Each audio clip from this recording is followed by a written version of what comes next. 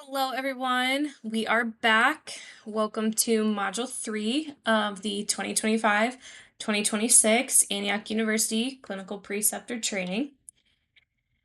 Technically, at the conclusion of this module, you'll be more than halfway done with your training, so a mini congratulations to you.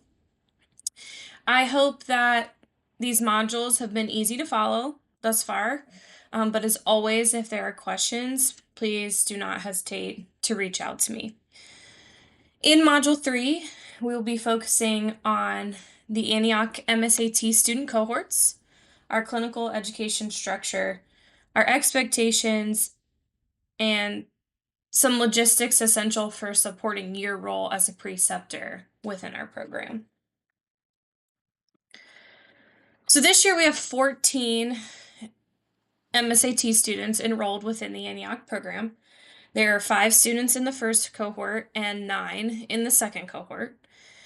And although this is a number that we would like to see much higher in the future, we believe that starting with a good foundation is obviously better than starting with nothing, and so we are excited for the growth that is ahead.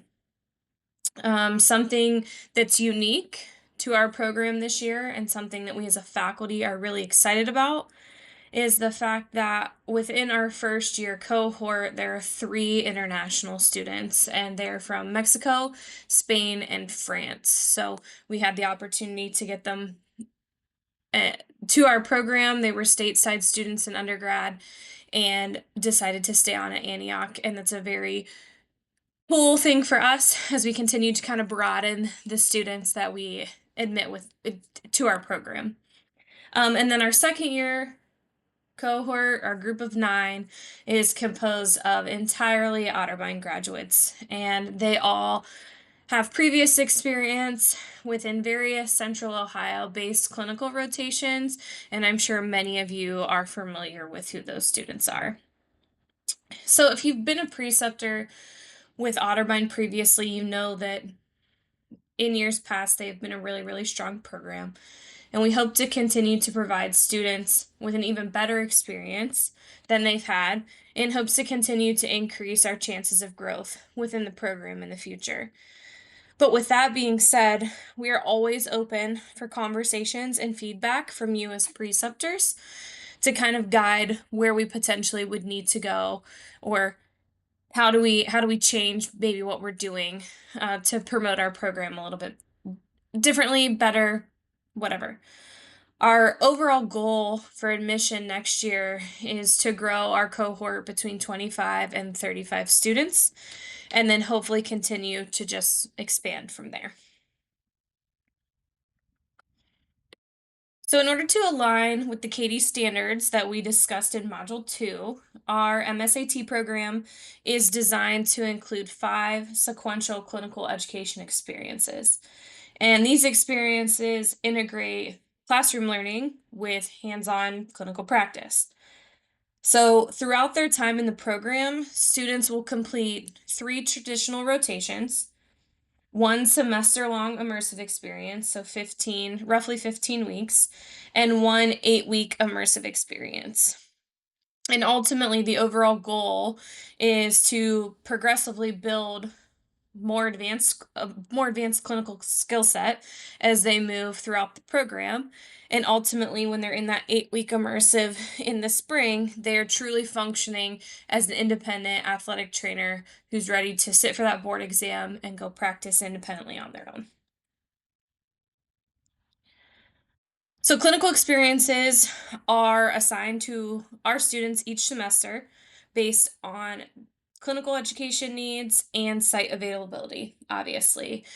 We hope to continue to grow our clinical site base, and obviously, as we continue to gain more students, hope to provide you all with more than 1 student per semester.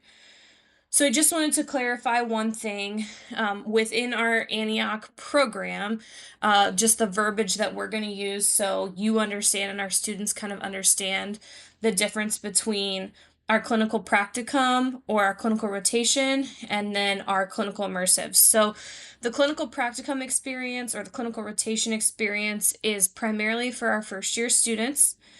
And these experiences will run concurrently with classes and focus on specific skill learning.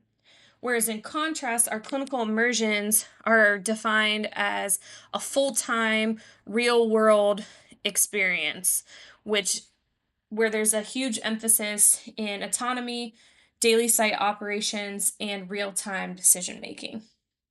Although students will still be in class throughout their immersive, it will all be an asynchronous uh, course load so that they have the time to dedicate to their clinical immersion. So, over the next two slides, we'll spend some time discussing the general expectations of our MSAT students. Prior to starting their clinical experience, students will complete a pre learning contract, which will be done in the classroom with us as faculty. And then they will also complete an orientation, a clinical orientation form, which will be completed with you as their preceptor on their first day of their clinical or in a previously scheduled orientation day. So, at minimum, very basic expectations is that our students are expected to arrive on time, engaged fully each and every day, and communicate regularly with both you as the preceptor and me as the clinical coordinator with what's going on at their clinical site. And although it really shouldn't have to be something that we talk about, professionalism, preparation, and adherence to all of the site policies, both yours specific to your clinical rotation and the Antioch MSAT policies and procedures, are expected to be followed throughout each rotation. Any non adherence to this policy, those policies will not be tolerated, and something that I hope that you as the preceptor bring up to me immediately so that it can be addressed. So, students will develop their weekly clinical schedule with you, or I guess their clinical schedule with you, which can be done daily, weekly, or monthly, dependent on your preference as their clinical supervisor. So, one thing that I want to know is that most of our students have jobs outside of their academic responsibilities. And so I ask that you all please take this into consideration when creating their schedules. But on the other hand, I don't want the students to use it as a crutch or an excuse to not attend clinical. So I certainly hope that you can all find a balance, but as I have mentioned, if it becomes a problem, please let me know because the expectation has been set to all of them that their clinical rotation and immersive takes precedent over any outside work. Students will be expected to log their clinical hours into Typhon within 7 days, as well as practice and report their competencies on a regular basis. They are going to be asked to complete both a midterm and a final semester evaluation, and then they will also submit preceptor evaluations through our Typhon group reporting system, which, as I have mentioned, we will discuss more in detail in another module.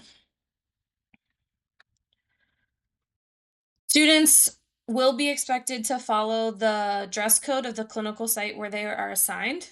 But from our standard, they are only permitted to wear Antioch or site branded apparel. If none of that has been given to them, which it will, plain apparel in school colors will also be acceptable dress. Footwear should be appropriate for the demands of the clinical site, whatever you deem appropriate as a clinical preceptor. And then finally, each of our students will have an Antioch student ID badge, which must be visible or at least available at all times. If there's something that you require specifically or additionally at your clinical site, please make sure that you communicate that with your assigned student as well as notify me so that I can add that to my site visit checklist and make sure that they are following and being compliant with that.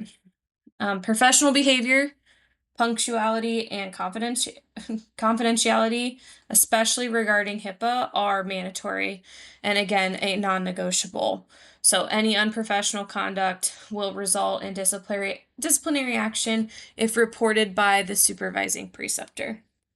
Um, as I had mentioned in the last module, communication with all of you is going to be extremely important for me and within this role. And so I certainly hope that we can have some conversations about these things if they are an issue before it becomes to the point that disciplinary action would need to be taken. Finally, it's important to address transportation and travel for our students. Our students are responsible for reliable transportation to their clinical site. If there is an issue with transportation, they have been instructed previously to notify both myself and you as their supervising preceptor immediately to determine what other arrangements can be made, or if their clinical schedule will need to be adjusted in order to accommodate these transportation issues. If a student has an opportunity to travel with the team while at their clinical site, more so for our immersions, students must submit all travel details to me for approval. So things that this will include are necessary travel forms that might be specific to your institution.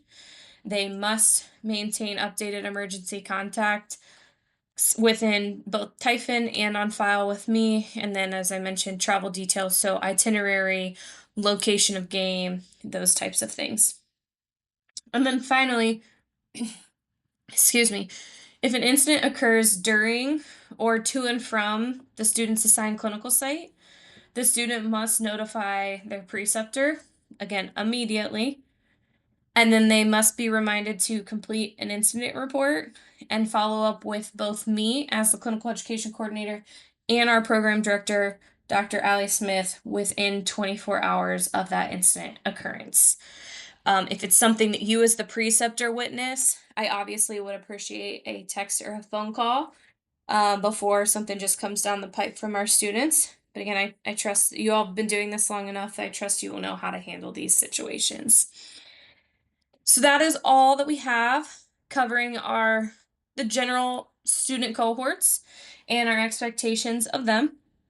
As we did with the other modules, we will end on a short quiz to help you reinforce what you have learned.